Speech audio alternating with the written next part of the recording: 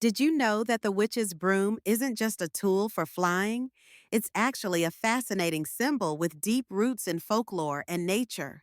Historically, the broomstick is linked to ancient rituals and was used by herbalists and midwives. They believed that sweeping away negative energy could bring about healing and protection.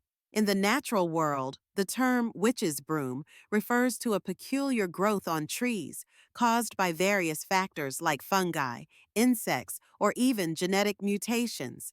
These growths create dense clusters of twigs and leaves, resembling a broom.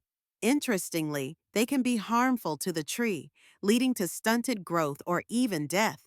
In folklore, witches were often depicted riding these brooms, which were thought to be a means of transportation to the spirit world.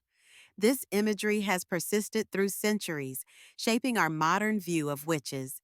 Even today, the witch's broom has made its mark in popular culture, from Halloween decorations to movies. It serves as a reminder of the blend between nature and magic, and how something as simple as a broom can carry such rich history and meaning. So, next time you see a broom, think about the stories it holds and the magic it represents.